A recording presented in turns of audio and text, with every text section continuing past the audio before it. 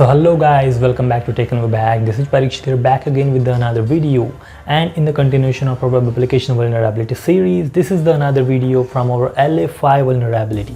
Okay, so we have seen in a previous video what is exactly the LFI, what is the local file inclusion vulnerability, right? We have seen in detail like what is local file inclusion and how it works, right? Where exactly we try to find this kind of vulnerability, right? So in this video now we are going to see how exactly we try to find this vulnerability and how we exploit this vulnerability, and we'll see how it works. So if you're new to the channel and this video, make sure to hit the subscribe and hit the bell icon as well, so that you will not miss the next videos that I'm going to upload. You're gonna get to learn about the web application vulnerability series, ethical hacking topics, and all other computer tricks and tips in this single place, which is nothing but the Techno Web Hack. Alright guys, so without taking any further delay, let's just jump into the video and our practical session, and let's understand how to find and exploit the LFI vulnerability. So let's get started.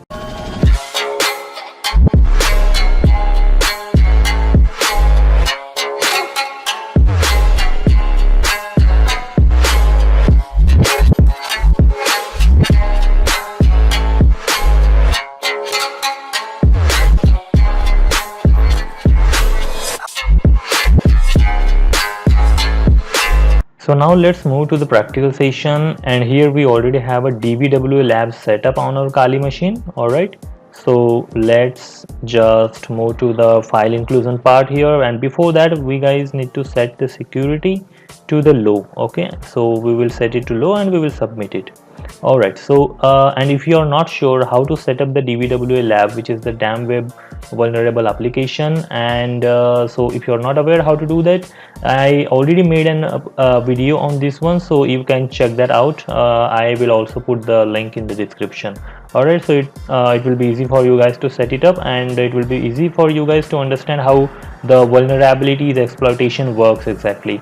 Alright, so let's move to the file inclusion part here, and here we can see that this page exactly it includes the file, which is here you can see it is the include.php, but here you can click on any of the file like file1.php or even file2.php and file3.php. so there are 3 files which are given over here, and you can click on any of it and you will get a format like this one, right? So you are under the website, and here you can see page is equal to file1.php.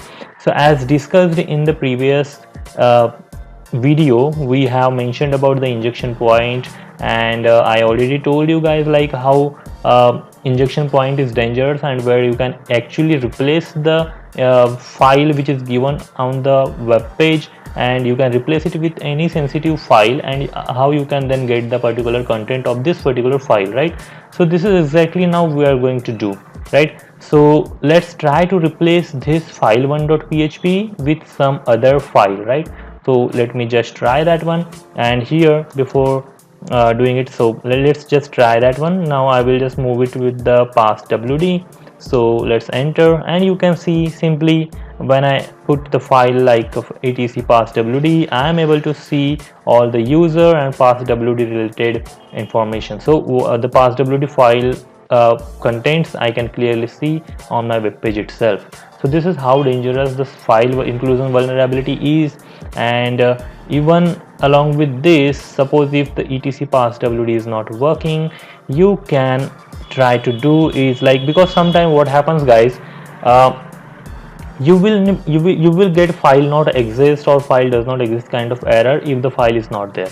So in that case what you can do is like you can try to replace it with particular like // so what // will do is like it will take your directory one step back. Okay, so to make sure you are exactly at the right path, you just give it like a // and again we will try to give it, so that like you are making sure that you are exactly at the root directory, and from the root then you are now trying to access the etc passwd file. So now let's try to access it, and you can see again I am getting the content of etc passwd file. So this is about it. This is when you set your security at nothing. So when you don't have any security measures places at your website, so you will get like this kind of thing to see from on your web server. Okay, So now let's try to increase the security, and I will just try to set it to the medium. Okay, let's see what happens next. So when I set the security to medium, I will just try to go into the file inclusion, and now I will try to go to this particular file with the dot slash, because I am making sure that I'm at the root directory, and then I'm trying to access the etc passwd file. So now let's say enter, and you can now guys see that we do not have anything displayed on the page. So let's try to see what is exactly happening in behind, and for that we will just click on view source.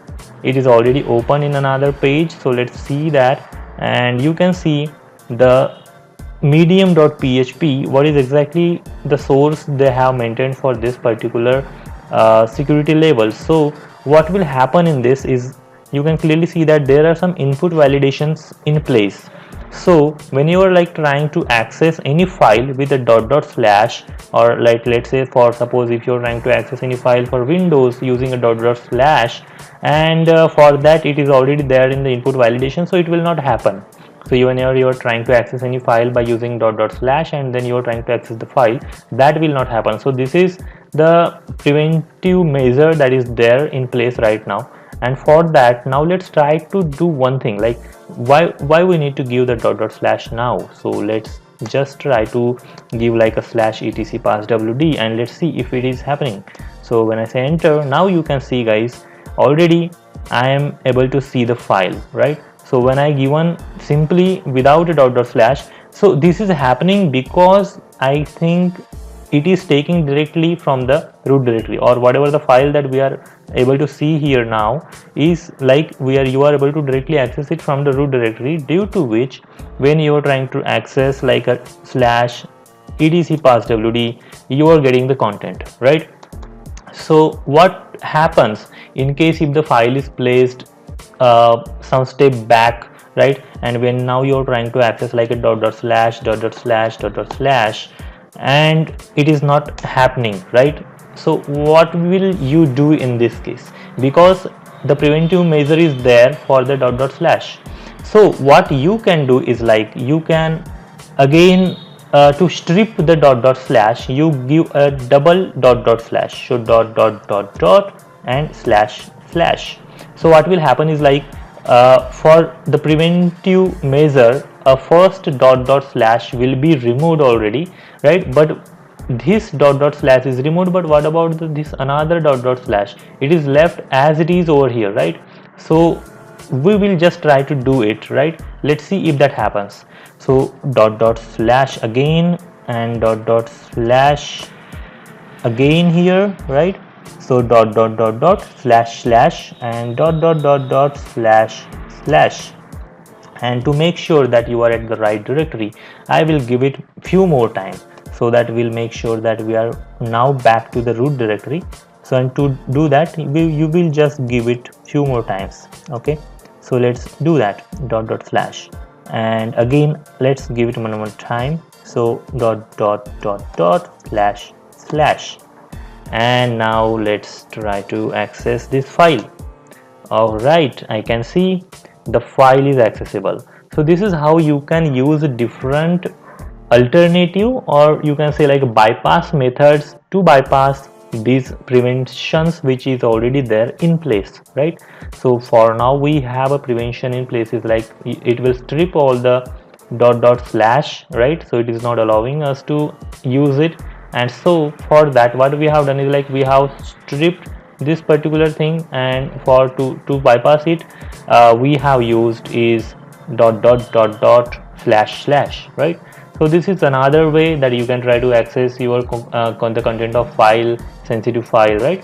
And this is already we done in the medium level. All right, now let's try to see what happens when you increase the security, and we will set it to high. All right, so once we set it to high, and now when I'm trying to access the file inclusion here and here, now I will try to access the sensitive file, which is let's say etc passwd, just like the previous time. All right, so when I say enter, it is saying file not found, right? Because I think there is some prevention measures or preventive measures already there in place. And now when I try to change it to something like slash slash, which is something like this, still we are getting file not found. So what will you do in this case, right? So before that, let's understand like what is the prevention that is there in place and what you can do. So when I see view source, I can clearly see here that whenever the file is not starting with the file, right? So it is saying that the file should start with the file protocol or file, then only it will work. So because you can see it is if not matching the file, which is not starting with the file, then it will throw an error. Again, there is another condition: if the file is not equal to include.php, then it will provide this error like file not found. So we got the same error, file not found, because it was not starting with the file protocol, it was not starting, or it was not including the file which is not equal to like include.php, because we are trying to access the etc passwd file. So let's see now what you can do here. So it is clearly saying that the file should start with the file protocol. So let's try that. Now we will do is like is equal to file, and file is also the protocol which is used to access your files. So file colon double slash slash for accessing your write path, and passwd, which is your file. Now let's say enter, and now you can clearly see that I am able to access this particular file from the web application, and even at the high security measures in place, right? So this is how you can bypass the security measures which is already there in place, and you can try to access the content of this sensitive file. So this is how dangerous it is, guys. Like you can access this, you can access the content of any file, like let's say etc proc or anything, right? So if it is there, if it is existing, etc slash and any file name, you just put it here, like let's say etc shadow, and let's see if you are trying to access it. So something like that, right? So it is not working for now. Maybe something maybe some files are not allowed, or maybe some other file that you need to give over here, right? But this is how you can access it, guys, right? You just name it, you just put it over here, and it will give you that particular file. All right, so this is how it is. So this is how you can, I mean, exactly exploit the web application for finding your file inclusion vulnerability, how you can try to access the content of the file. And let's say suppose if you are now already able to see the etc passwd file, you can again try to access the etc shadow file, and if you combine both of these files using the John tool, so you will get a complete file where you will get the hashes, and then you can try to decrypt or match these hashes by using the John tool itself. So it will try to like find your hashes, what is the exact password for it, and you would be able to get the password for this particular operating system users, right? So this is how dangerous it is. You can even get a complete control once you get the username and password for this particular web application or server, right?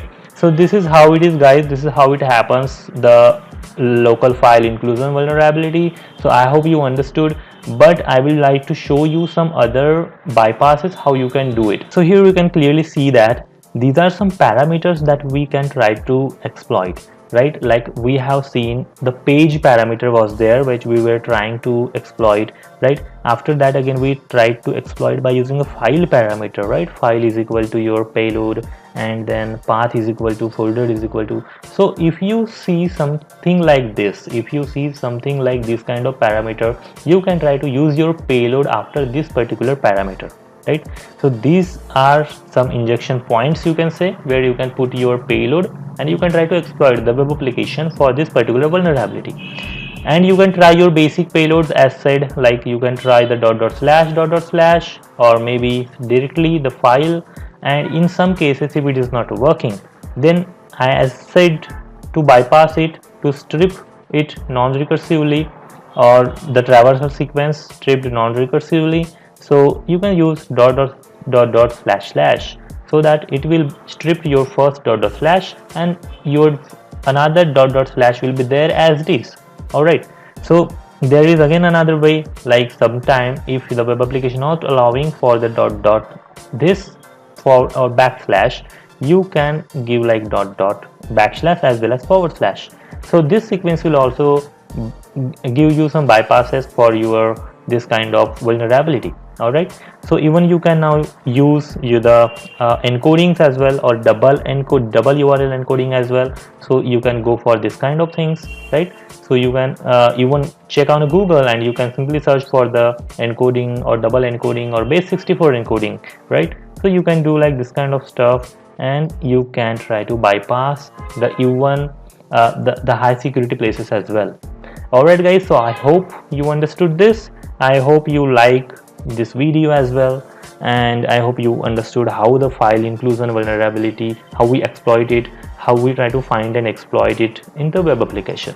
Alright, so we have seen how we try to find and how we exploit these LFI vulnerabilities from the web application. Alright guys, so I hope it was interesting, and I hope you understood the concept of the LFI, and I hope you understood now how exactly you find and exploit this vulnerability from the web application or from the server. And now we understood how dangerous it could be, because here an attacker can try to access your sensitive file. He can try to get the access to the etc passwd or etc shadow kind of file, and he can try to access your sensitive file, where he can then like get access to your operating system or your server directly, right? So we know how sensitive it is and how impactful it is, right? So it is also important to understand how to prevent this kind of vulnerabilities.